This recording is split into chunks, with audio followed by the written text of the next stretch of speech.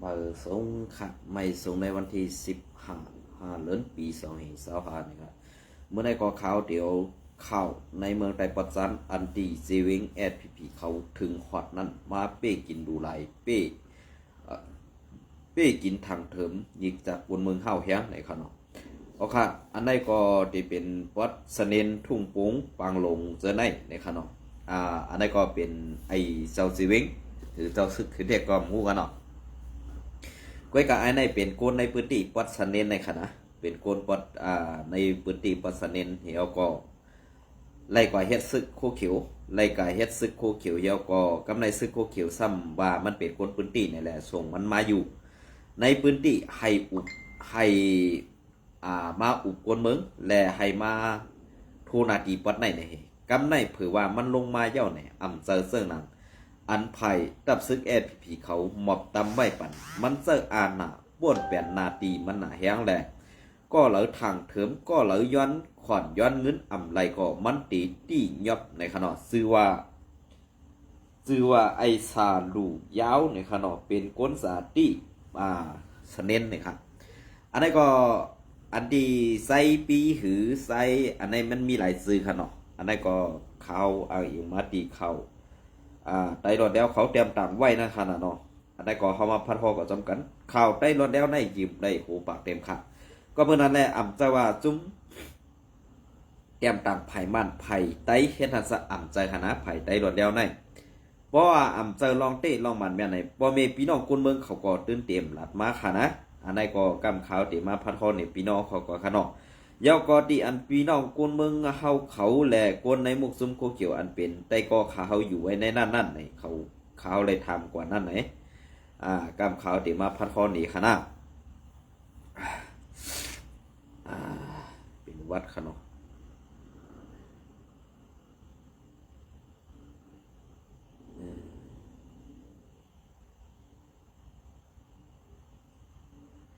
อ๋อค่ะอันไหนค่ะนะอันนี้ก็เป็นก็ซึกก็หารเฮาค่ะอันเป็นสื่อกวนเมืองอันมีเสริมแมกดาในกวนเมืองในขนมตั้งสเนนก็เขาย้อนซึกค่ะเขาย้อนซึกค่ะวันสังซึกนั่นตีเป็นวันที่15ในขาออกใหญ่ก็เปิดนั้นแน่หลังเฮือนกุน10หลังในตีไล่เอากว่าสร้างปัน1กอบอันนั้นก็ข้าเฮาก็รู้อยู่อำจังให้หืออำลือเลยมิ่งภายเหนือสร้างลงมาแหละไล่หันพ่อแม่พี่น้องคนเมืองเฮาค่ะปอดอ่อนตอนในเป็นน้ำหูน้ำตาและไล่โรคตั้งหยาบผืดในก็เปื้อว่า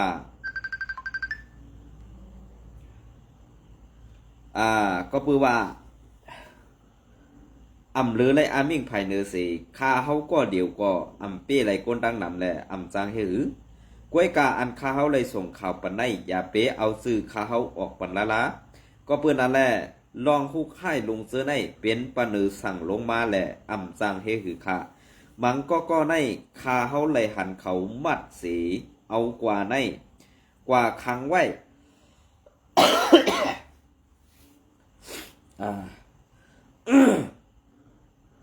กว่าคังไว้ปันกินข้าว3 วันก็มีปันกินน้ำละลายก็มีอันในหันอยู่ก็ไล่ตั้งอึกนึกใส่กวยจังซอยเดือกันค่ะอันในค่ะนะก็เปิดนั่นแหละอันที่ไล่อันข้าวไล่กว่าป้ายในเตมีกวนเท่าอยู่5 เกาะเป็นกวนยิง2 เกาะกวนซ้าย3 เกาะอันในลาดว่าลูกหลานเขานั่นเป็นกวนในซึกโคไลในเสกว่าตีมาเจ็ดถามกวนเท่าในสาก50ขึ้นหรือหลายอันไหนคะนะซ้ำกว่ามัดเหปันกินข้าวซ้ำปันกินน้ำกล้วยอันไหน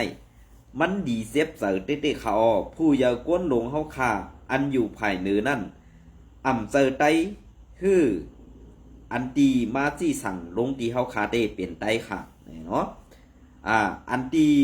มาจี้สั่งลงตีเฮาคาเต้เป็นไตกล้วยกะอันจี้สั่งมาแทงภายเหนือเขานั่นเป็นสังเตหู้นะคะเนาะอันได้ต้องรีเซฟเจอค่ะกำในป้ออันเก่าขาดกว่าซึ่งไหนซ้ำมือเอาซึ่งนั้นในก้นอันอยู่ในมุกซุ่มนั่นอัน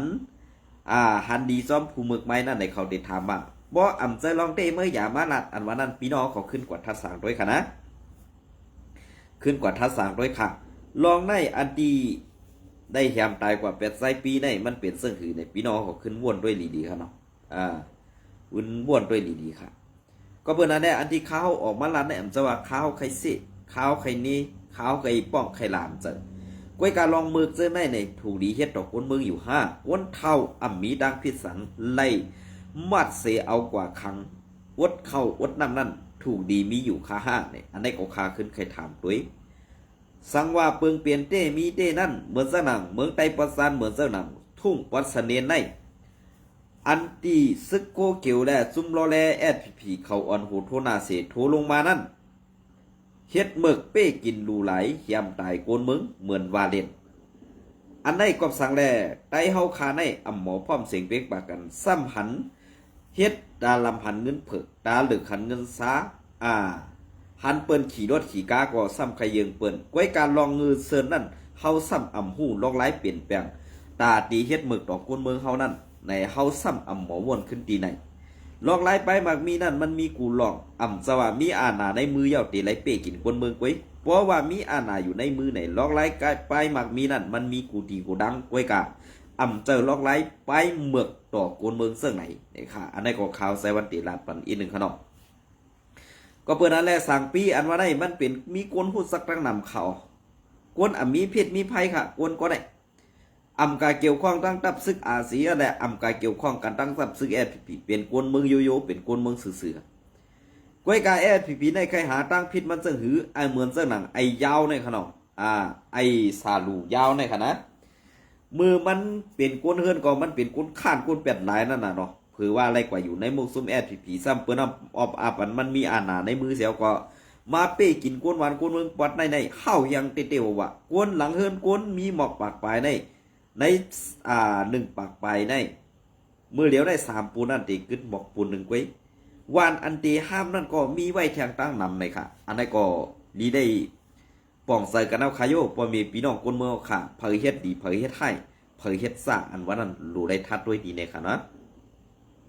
คำพองสมาอ่ำจะลองเตอ่ำจะลองมันแม่นอันว่านั่นมือมึนตากว้างๆมึนตาไกลๆอย่าเอาใส่งือมันนั่นออกมาต่อโต้เปิ้นขึ้นนะดีด้านนี้อันนี้ก็อังอิมาตีเขาได้หล่นแล้วเตรียมตั้งไว้เมื่อในวันที่14นั่นค่ะเนาะสมศึกรอแลแอดพีเอาตายกวนมึงหมาบนี้ว่าเป็นกวนต่างหมักปันสุด4แอดเมื่อในวันที่8 เดือนปี2แห่ง25นั้นสมศึกรอแลแอดพีเขาแหมตาย8กวนเมืองก่อ1ที่ทุ่งสะเนนเซเว้งปางหลงซื้อห้องว่าไซดิ่งก็ว่าห้องไซนันตาก็ว่าไซปีก็ว่าหมาบนี้ว่ามันไซเปลี่ยนกวนต่างหมักปันซึก4ในว่าไหน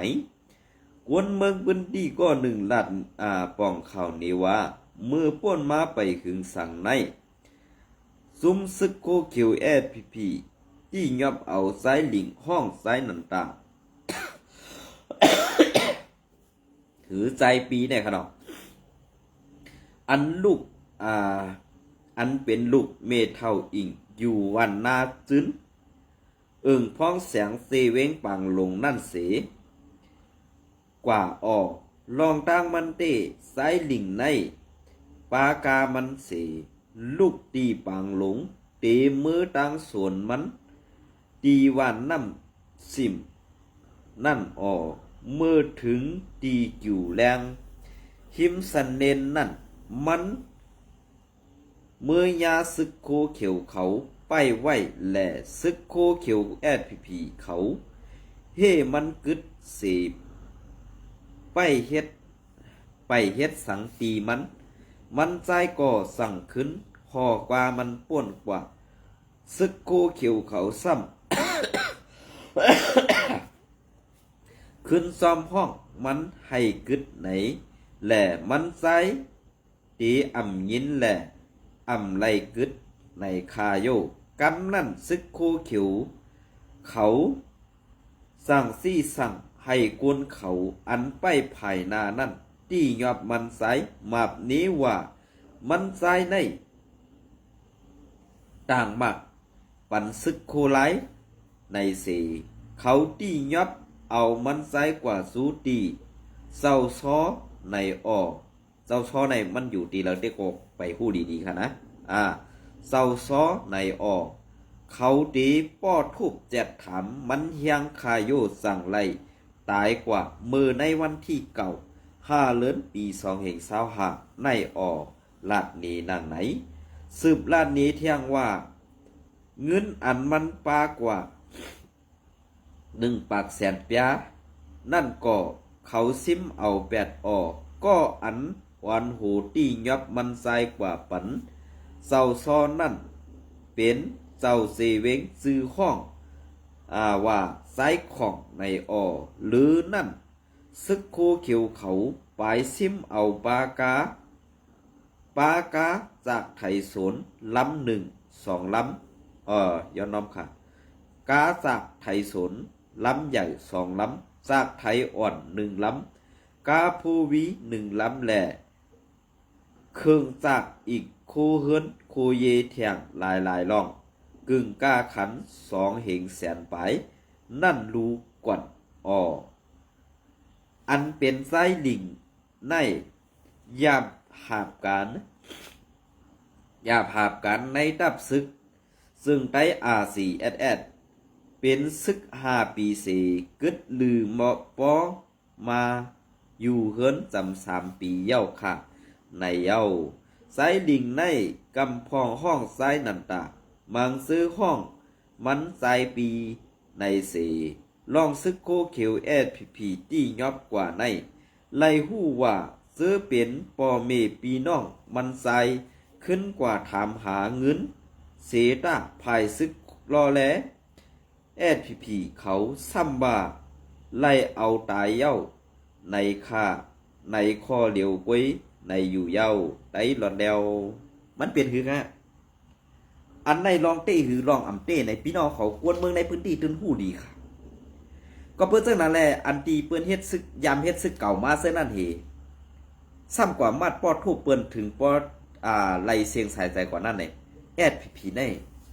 ไล่ว่าจะซัด5 ใจกวนในอันนี้เพราะว่าภายRCSSเขาตึกย้อมปั่นเขาเฮ็ดเจ้งไหนอยู่ติ๊กๆป้อไหนสึง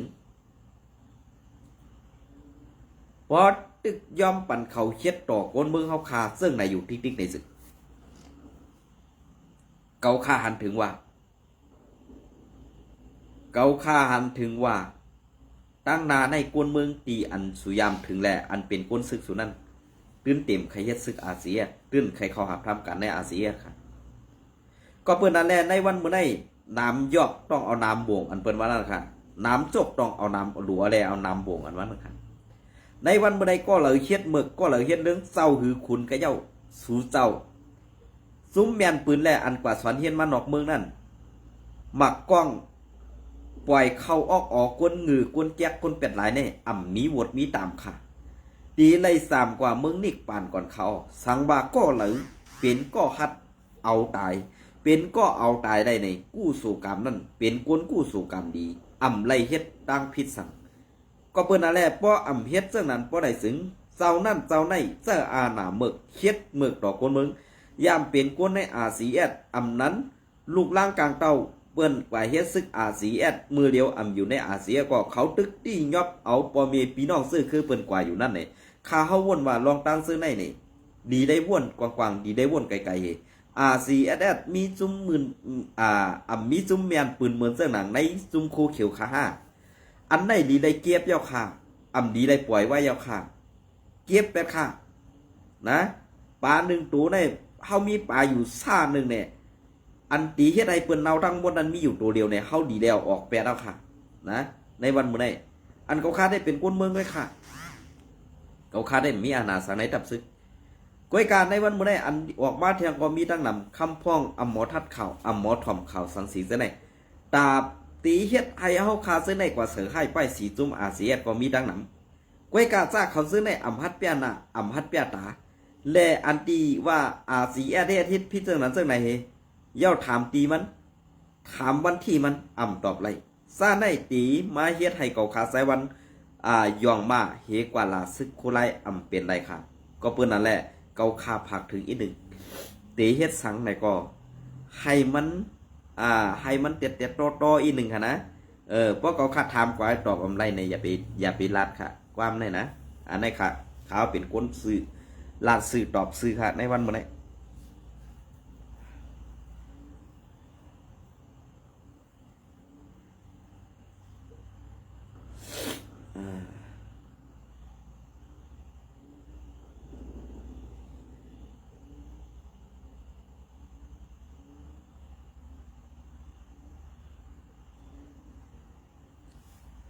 มันตื่นมีลองตั้งสังยาวค่ะในวันมื้อนี้ค่ะนะพอเขามาด้วยจอมเงาลายอันเปลี่ยนเตมีเตอยู่นั้นก็เพื่อว่าการซึกการเมืองเฮาค่าหมอทัดสังเฮาค่าฮู้ในเฮาตีลัดกว่าซื่อๆเกินมันก็เป็นไรครับนะก็เพื่อนั่นแหละอันที่เขาเฮาลาดอยู่ในมันเปลี่ยนไว้ลองเดียวคือ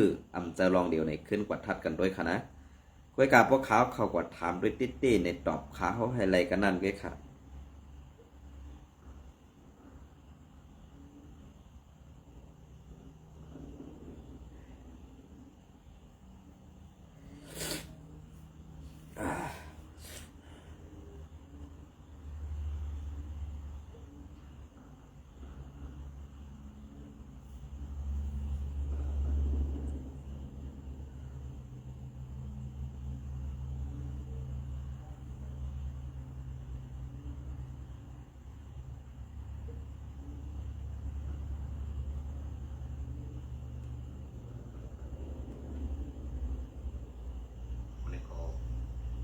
วันที่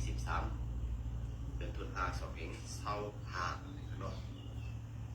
เอาพี่น้องมาดุดักกันแค่ขนมเอาค่ะเกี่ยวกับลองดีมีผู้หญิงก็หนึ่งออกมาหายทั้งห้องเสียระดับว่าเบียมันถูกแง่ขาดไตมาขนาด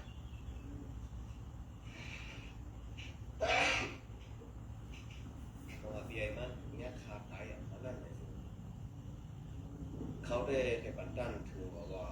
วันlỡ được đạo viên lỡ thì phảiบอกแห่เรากันจิตใจแรงลองดีว่าตั้งสุดท้ายค่ะ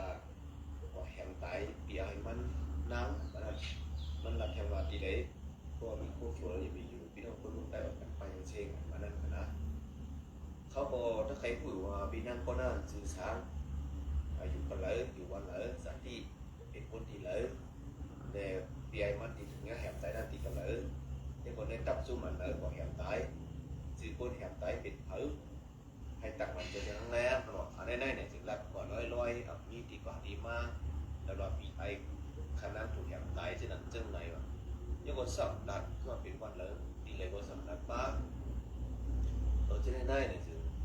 คนตายขาบอกพี่น้องคนเมืองเขาขาบอกวันกันเช่วันกันตั้งวันกันว่ากู300,000เปิดลาป้องท่าเช่เน่เนี่ยตั้งสุดท้ายเขาคือดับมือsángยบอกกำลังว่าจะรับที่ตั้งสุดท้ายว่าการจัดตัวในท่านยิ่งอายุ12 ขวบว่าจะนั้นจึงในว่าเขาอ้ำเต้ลงดีสู่เจ้าวันกันต่างวันกันเช่ได้วันนี้เต้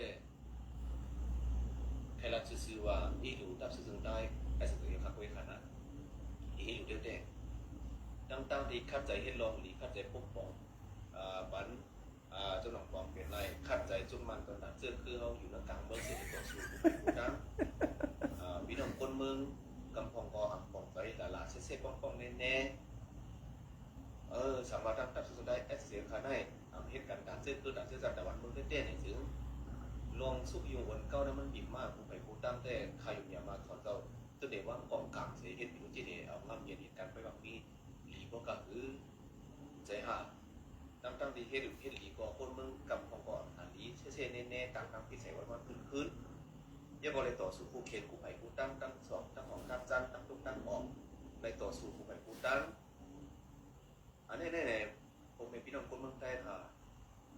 ชูเจ้าเป็นคนมีหือเนาะก็จะหมอวนทัดของได้ลองเป็น30กันเนาะก็เป็นจุ่มสูงถูกเนี่ยเส้นเนยากเก่าเหมือนไหนได้ค่าอยู่เยอะมากจุ่มสูนั่นเด็กกดปั้งกันเองเมื่อไรเมื่อนั้นตัวดับ มือปีกายบียอนมีกองทัพก็เลยไว้มาออกรับในส่วนให้สิยังกำแถมเนี่ยคนปั่นแห้งสู่สมบูรณ์หายมาทั้งนั้นทั้งหลายเนี่ยสามารถตั้งคนของนั้นไหวคนเส้นแนวคนสู่ในสิคนเป็นสิเป็นเศร้าไอ้ปั่นเงินหรือในเส้นแน่ในสิซุ่มสู่เขาได้มีลองเยี่ยมกันปีกันตับสุดใจกับของอายุในอยู่ตรงกลางเมื่อไงได้ต่อสู้กูไปกูตั้งไหนสักผมเนี่ยคนคือเหลียวกันเนี่ยใส่ให้ไปซีกันเก่าแน่กูสำแฉนเปิงที่ไหนพวกเขาจอมทักจะทักซึ่งคือเขาที่เฮ็ดที่ช้าเราตั้งตีเหตุโดยเขาจำในกันยอมภาพจำในหลงกำแขมสังที่ไหนเอาเฮ็ดไปรู้ที่เลยเอาเงี้ยชันเย่ว่ากองกลางปันมาแหน่เฮ้ยก็ให้กินกันไปลองมีเจอผิวที่กูทุกมาเหตุการณ์เห็นดีวันในขาหันเนี่ยมือว่าก็หนังนั้นวันซึ่งก็หนังนั้นสำหรับว่าไอ้เรื่องในขอในเส้นเนี่ยย่าลงข้อผมตายเอาเส้นในตั้งวันอ่ะกูว่าในเก่าขาเป็นคนมาย้อนให้สูงขึ้นยังลงเส้นเนี่ยเก่าขามาเส้นเนี่ยสูงว่าเลยสูงวนด้วยกันไอ้ซบกีเนี่ยค่ะเนาะไอ้ซบหย่อนในออกมาแก่ข่าวมันกูลองฮะนะมันห้ามถามแห้งหรอว่าในนาตีเลยเปิ้นเอากวนตายตามันหวัดเนี่ยตามันหมีม้อนเนี่ยเพราะเขาว่าซึ่งไหนซ้ำติดพิษเสงนั่นเนาะอันมันว่าลองเต้ในเกาลงในพื้นที่ซูมหันในพื้นที่เหมือนเจ้าหนังอันเปิ้นเอากวนตายในเซเวงปางลงได้เหมือนเจ้าหนังทุ่งซันเน่ในต้องไม่ได้ออกข่าวปะเย้าอันตีเปิ้นกั้นจันรูไหลนางยิงอ่อนตีเมืองกึ่งนั่นเมื่อก็ว่าเปิ้นใส่ค่ายป้ายสีมันไปย่าเมเมื่อ5 ดอกเวลาก็เมเมื่อกว่าอยู่ไว้แน่นั่นให้เป็นเมหมักลำในเมื่อพิษเสสัง5 ดอกเพราะตีถามจังไหนเมื่อเขาซ้ำติดพิษเสงเนาะอันตีเมื่ออ่ำเซ่ในเมื่อตองไหล5 วันที่กาหือวันที่27 28 29 30ในเหลือนป่วนมาในกุยในเหลือนที่4นั้นกุยอันเมื่อออกมาหลัดยอมน้อมเฮก็ย้อนให้พ่อแม่พี่น้องคนเมืองหันใจป่องใส่เนื้อตับซึกFPPอันเฮกยังตึกเกาก้างเฮเปิ้นล่ำมันสู่เตเอาน้ำปองมาถึงเสียงแก้วในต่ำไรกึดต่ำไรดื้อเฮอิดกำไรซุ้มตีเสียงแก้วเย้าก็ซ้ำปะอ่ำซุ้มเหมือนหนังในทุ่งน้ำมันก็เปิ้นป้อนไหลกว่าเย้าซ้ำมาไปซุ้มซ้ำป้อนไหลถอยซึกอันเหมือนหนังซึกโคเกียวอันเป็นก้นโลอยู่ไว้ในน้ำปองฮื้อเหมือนหนังตั้งเสียเวงลาเซียวหลายวันหลายอ่องตีนั่นค่ะเนาะเมื่อเดียวเนี่ยพัดใส่เสื้อโค้ทซึกเอาค่ะใส่เสื้อโค้ก้นเฮือเนี่ยอยู่ก็เอาค่ะอันนั้นน่ะหวังว่าเฮาเฮ็ดการเอานาในเผดิกำแถมปันแฮงก็ถามอินโดเมื่อไอ้ลอยขอมื้อลาดอินโด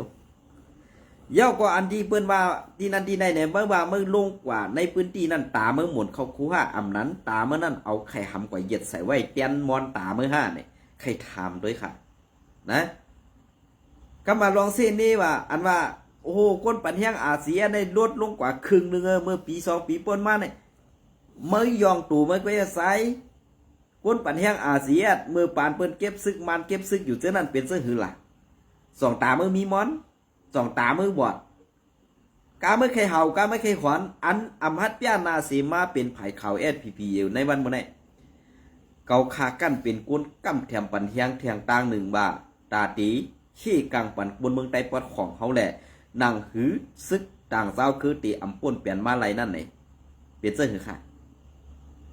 กำเนินส่วนมากกว่ามาถามตีถามต่อยถามปล่อยบันค้าเขาอยู่ติ๊กๆในไหนมันป่องว่าเสื้อหือใครถามไม่แก่ค่ะนะใครถามไม่แก่ใครถามก็มีข้อตอบเพราะอันเป็นไผ่FPPเอาค่ะในความถามอันเขาถามมาเขานั่นตอบไรกูลองก้อยกะว่าอันความถามเขากว่านั้นตอบไรสีรองนั้นมันป่องว่าเสื้อหือค่ะกวนเหตุการณ์ตีอะไรกวนเหตุการณ์ตีนั่นต้องมันเปิงกันค่าห้าในขึ้นวนด้วยอินค่ะนะก็เปิ้นอันไหนเขาคาไซวันไหนเป็นพระกากวนเมืองอยู่ไรอยู่ในตับซึกไผ่เลยตับซึกไผ่ไรก็ปลาเลือดอกหมอหัวใจก็ปัวเป็นไตก็ปัวในวันเมื่อไหร่อันว่าFPPไล่แข่งต้ากู้ภัยอยู่ในเกกลางเมืองเห็นไล่แข่งต้ากู้ภัยไผ่ดังซ่านก็ไล่แข่งไผ่ดังหองก็ไล่แข่งนำเงือเมื่อลาดออกมากำเดียวน่ะนะนำเงือเมื่อออกมาลาดมากำซื้อว่าไผ่ดังซ่านในเมื่อก็มักมันไม่เป็นผู้เขียนเนี่ยไผ่อาเซียนเมื่อมักมันไม่เป็นผู้เขียนในวันเมื่อไหร่อันว่า อยู่เกกลางอยู่กลางเมืองเหตุอาทิตย์ต่อสู้ผู้เขียนกูลองถูกบีบยันกูลองในวันเมื่อไรเช้าลองบีบยันนั่นมันก็บีบยันว่าก็บีบยันสองจุ่มในเมื่ออยู่ในเกกลางมันดีนะเนี่ยเมื่อเฮ็ดจอมด้วยแหละเมื่อเฮ็ดจอมความสั่งเขาด้วยแหละซุ้มคู่เขียวเตอยู่ไรฮะมันอยู่ไรก็นั้นในวันเมื่อไรสั่งว่าอยู่โฮมบ้าอยู่โฮมมันกำในสั่งว่าอยู่โฮมบ้าอยู่โฮมมันเนี่ยกำในเหมือนสักหนังเมืองไต้ปอดของเนี่ยเหมือนสักหนังแสงแก้วสีป้อจีเวงสีป้อเนี่ยเมื่อถอยด้วยแหละสองบาทที่ยอมเฮ็ดก่อเมื่อนี่ก็สั่งแลอันตีมันปอเป็นมากกวนอันอยู่ในนั่นแน่เปิ้นเงือเหมือนจุ้มสูแลมันจังเฮ็ดซึ่งหือค่ะกวนอันเปิ้นถูกบีบย่านให้กว่าเฮ็ดซึกเปิ้นนั่นเปิ้นเขาก่อมใครเฮ็ดมันถูกบีบย่านให้สองไกเฮ็ดกำในอันเป็นก้นลงในมุกซุแม่ผีจองยำขึ้นเดียเพียนนอกมึงจองยำขึ้นเดียเพียนโดยลองการวันการเมืองเปิ้นพองค่าอย่าไปป้วนเอาในวันไทยนั่นเหออกกว่าถึงมันเตเลไว้ค่ะแหละอันไรไปกว่าถึงมันเตเลนั่นเป็นซึ่งหือข้างลูกเผอคือเผอละลายอันไรกว่าตายนั่นก็มองเสือซ้อมก่อนตายครับกล้วยกาก่อนคือดันก็วดมันขึ้นตอกปันสูขึ้นเย่าในวันเมื่อในมันตอกเมืองผีมันตอกเมืองกวนอ่านว่าก็ดีปองเสือนะว่าเขาคาราซึ่งไหนซัมติพิษเสือค่ะเนาะอันว่าต่อสู้ตั้งห้องตั้งซ่านอันว่านั่นไผ่ตั้งซ่านในเขายำลาบเจ้าว่าลูนองต้าไม่ใส่ป้อตั้งซ่านในกอบนั่นแหละป้อตั้งซ่านในอันนองต้าไม่ใส่ในกอบทางหลาในกอบปือว่าเส้นตั้งอันมีไว้ตะบิวไหวแน่เก่าตาตีส่งออกนอกเมืองตาตีส่งเข้าเมืองไทยตาตีส่งเข้าเมืองลาวตาตีส่งเข้ากว่าตั้งเมืองอินเดีย สั่งว่ามันเข้ามาอะไรตั้งเมืองไทยเนี่ย มันตีกว่าอะไรตั้งครับกว่าตั้งกว่าตั้งเมืองกะลารัสเซียเสื้อไหนขนาดฟิลิปปินส์เขาเสื้อไหนขนาดเวียดนามเขาเสื้อไหนมันกว่าหลายๆตั้งเหมือนจากนั้นไอ้ปางตึกตีเมืองลาวนั่นก็เปลี่ยนจุ้มผักครับเปลี่ยนจุ้มตะบีวายเก่าๆนั่นก็อันกว่าก่อเกิดปางตึกในเมืองลาวเจอจุ้มซึกหลายจุ้มซึกหนึ่งเป็นจุ้มก่อการให้เป็นจุ้มก้ายาในกุยนี่พี่น้องเขาก็หันใจตายอยู่นะกำในอันตีตั้งตีรีถอนซึกวัดในออกป่ามนนะคะเนี่ยกว่าปักตาตีเฮียกังเวียงน้ำร้านได้หรือได้ทางคืนหน้าก็หรือได้ทาง3 บทซึกFPPเมียวค่ะนะเทียงเอ็นมาในซึกFPPเนี่ยเมียวค่ะกำในว่าซึกเกาก้างเข้ามาอย่างกำในอันเป็นทีอันนี้ที่อุบซึกเกาก้างห้ามอุบซึกเกาก้างในเขาขำก้อยกาว่าสังว่าอุบกันนั่งซึกเกาก้างอะไรเนี่ย TNLA คือซึกพี่น้องลอยเมืองใต้ปนของตีถึงเมืองกึ่งเนี่ยก็สังลาเมืองกึ่งในพี่น้องลอยนำเสเปิ้นมีดังพี่น้องลอยสินลำพี่น้องลอยสินแดงนำเสเปิ้นอันนี้ก็คัดเสือเรียเพียนอีกหนึ่งในวันเมื่อในซ้ำทัวซึกลงมาเหตุทำใครถอนซึกออกตีอันทูมาถึงนั่นเมื่อที่ไม่มากินหนังเมื่อไม่มากินหมักต้องแดงเนี่ย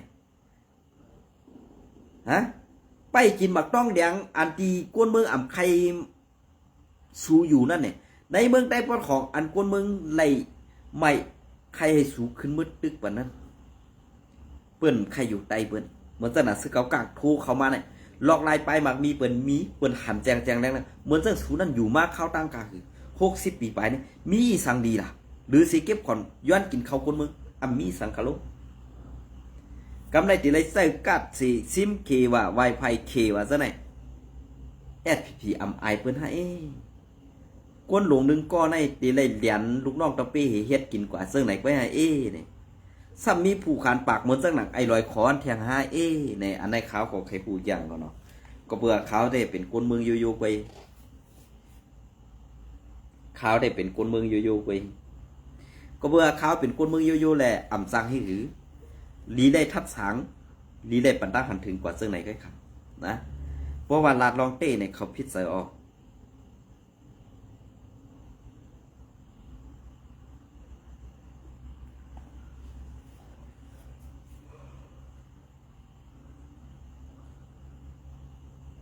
อ๋อค่ะอันนี้ก็แสงกึ่งเมืองตีเฮงอยู่วันหนึ่งเนี่ยค่ะเนาะ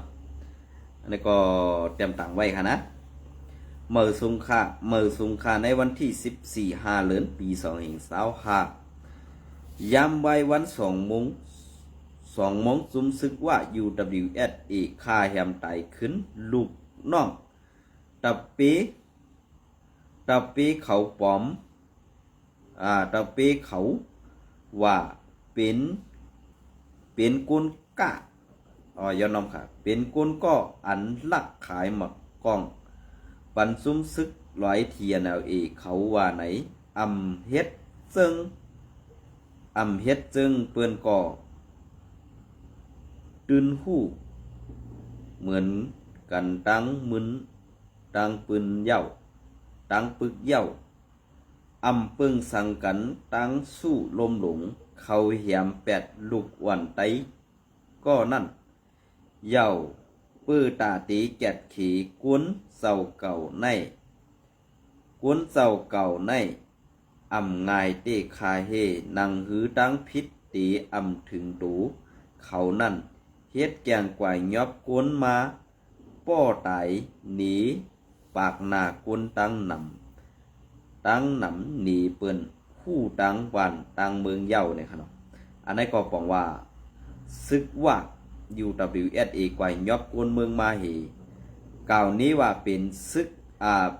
มาปลอมตูเป็นซึกว่าเหก้ากองขายกองปันจุ้มเทียนนี่เนี่ยอันนี้ก็ว่าเขามันก็เลียดก่อนนะมันก็เลียดก็เบื่อสังไงมันเพราะว่ามันเฮ็ดจังไหนเนี่ยเคเขาก็ตื่นตีบีบมันกำเดียวนะเพราะว่าเคบีบกำเดียวในว่าในกวยตั้งเบิ่นขนาดก็บ่สั่งไรกวยตั้งเบิ่นน่ะเนี่ยก็เบื่อว่ามันเป็นจุ้มก้ายาลงอันดับ3ของกำพร้าในขานั้นน่ะเนาะเพราะเฮาขามาด้วยก็มันเป็นจังนั้น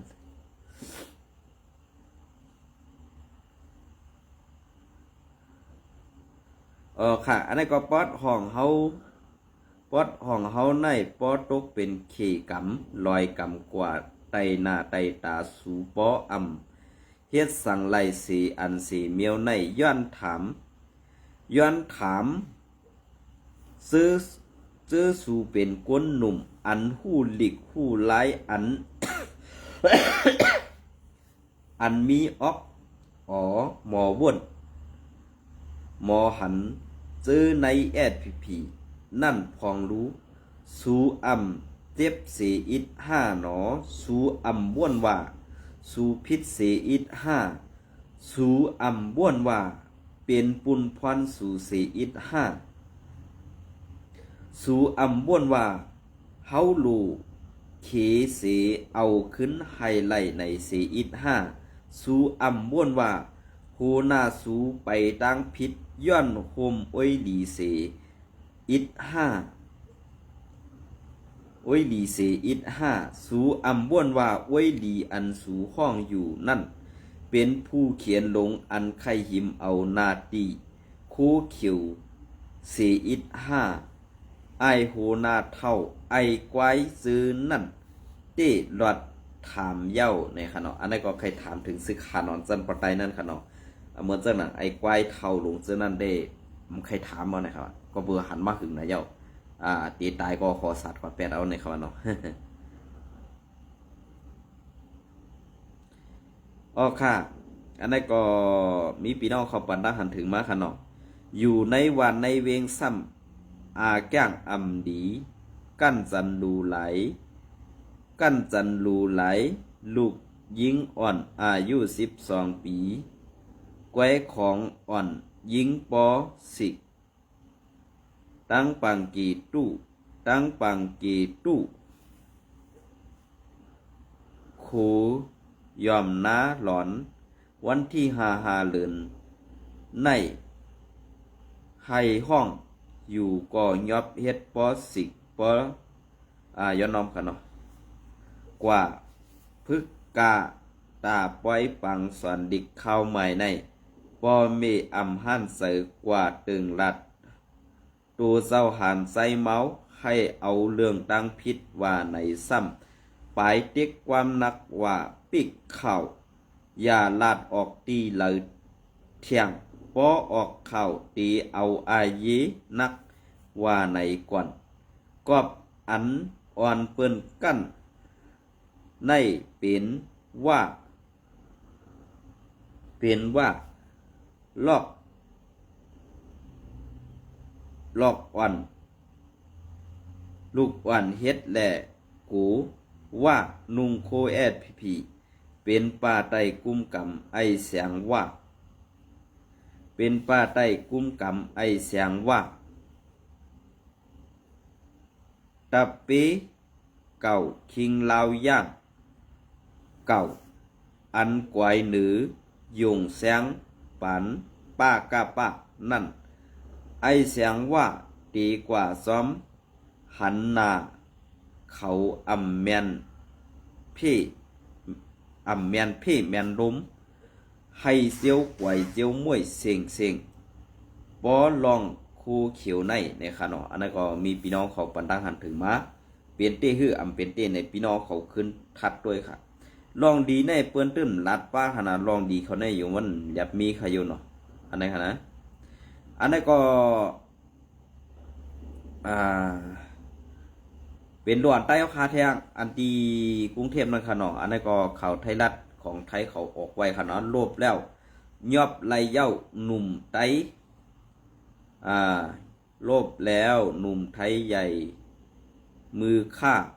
เสียเจ้าของฟิตเนสนายจ้างของภรรยาอ้างช่วงเกิดเหตุมีการยื้อแย่งปืนกันทำให้ปืนลั่นใส่ตูของผู้เสียชีวิตเนี่ยครับ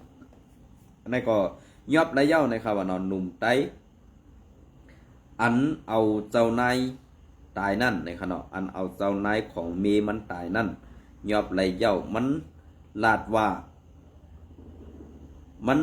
ามือมันตีเปลี่ยนนั่นไล่หิมกันตั้งไล่หิมกองกันตั้ง